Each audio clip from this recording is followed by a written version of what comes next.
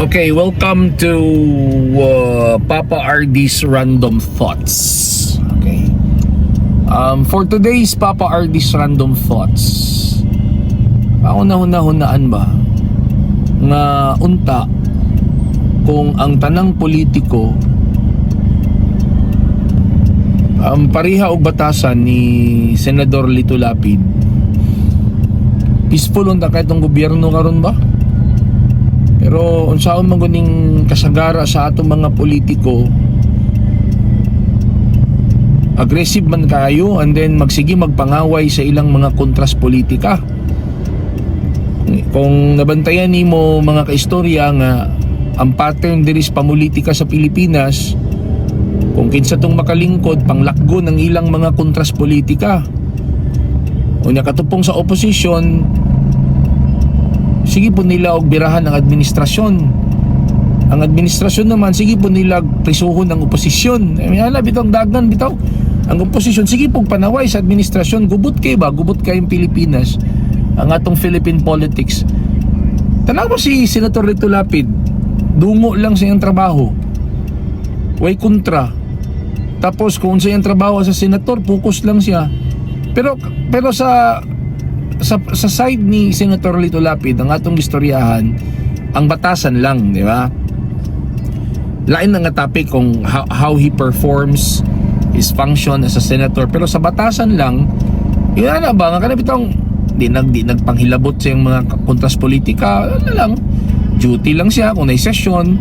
Pero nalang tayo i-add-on nga unta ang mga politiko pareho og batasan ni Senator Lito Lapid nga di panghilabot, peaceful kay nga politiko, but at the same time nagtrabaho nga sincero sa iyang function.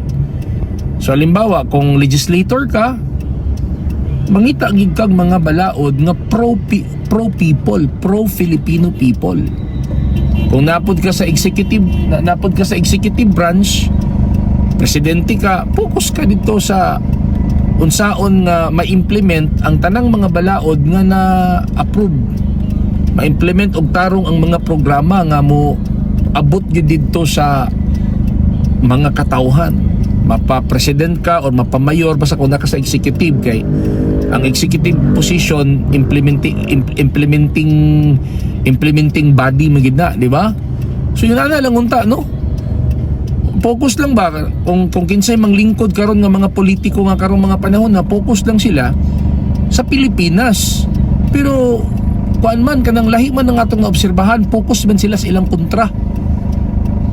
Focus sila silang kontra, sig iyag dinautay, binirahay, linabayay tai. Ito. Nya, mo na kung unta kung ang batasan, ano kung Lito Lapid karon kun naban nay kontra sa politika, wala, di ba? Hilom-hilom lang. No comment sa mga issue.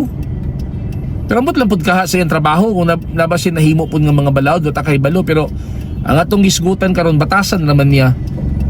So mo lagi na nga batasan unya kaalam dayon goods kay Pilipinas, di ba? May batasan, peaceful, di manghilabot. Di ba hunahuna nagkadaot siyang kontras politika, focus trabaho. Himog mga balaod nga maayo para sa Pilipinas, para sa mga Pilipino. Executive, unsaon pag implemento nga mga balaod, maghimog mga executive order nga para sa Pilipino. Ay kung inaana mga kaistorya,